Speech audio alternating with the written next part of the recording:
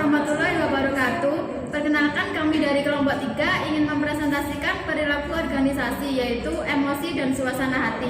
Sebelumnya, perkenalkan, nama saya Nabila Nur Habiki. Nama saya Sylvia Indah Puspita. Saya Rizal Triadi.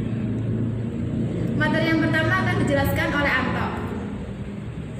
Pertama, emosi. Pengertian emosi. Pengertian emosi adalah perasaan-perasaan intens yang ditunjukkan kepada seseorang atau sesuatu.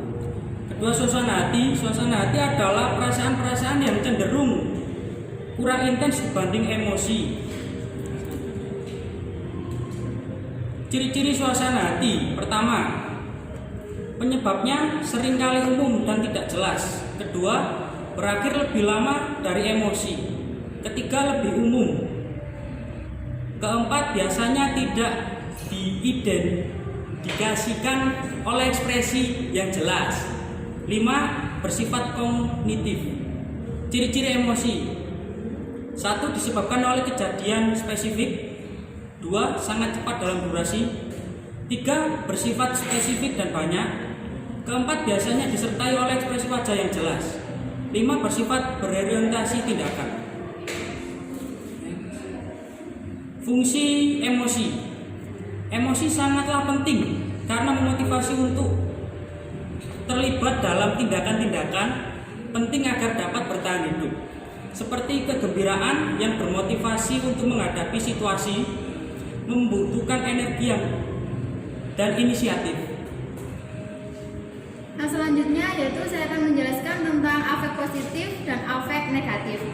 Afek positif yaitu dimensi suasana hati yang terdiri atas emosi-emosi positif spesifik seperti kesenangan, ketenangan diri, dan kegembiraan pada ujung yang tinggi, serta kebosanan, kemalasan, dan kelelahan pada ujung rendah. Yang kedua yaitu afek negatif.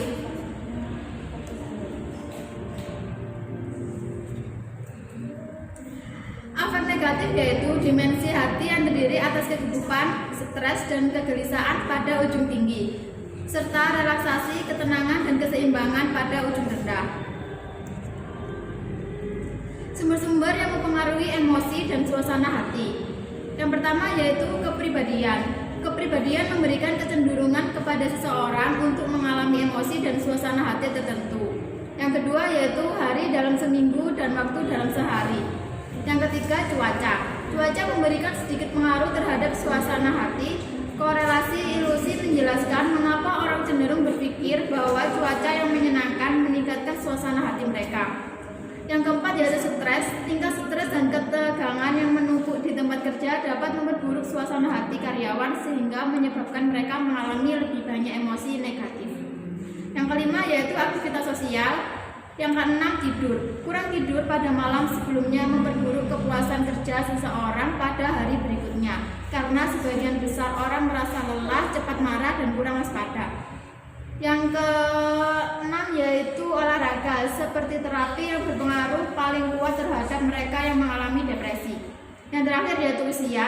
Emosi negatif tampaknya semakin sering terjadi seiring bertambahnya usia seseorang. Emosi dan suasana hati dapat diaplikasikan ke dalam perilaku organisasi, yakni sebagai berikut. Yang pertama, seleksi dalam organisasi.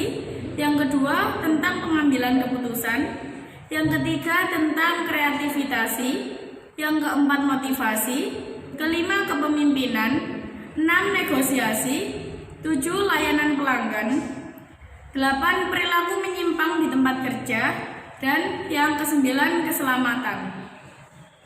Integritas emosional terdiri atas 5 dimensi, yaitu kesadaran diri atau sadar atas apa yang Anda rasakan, manajemen diri, kemampuan mengelola emosi dan dorongan-dorongan Anda sendiri, motivasi diri, kemampuan bertahan dalam menghadapi kemunduran dan kegagalan, empati, kemampuan merasakan apa yang dirasakan orang lain.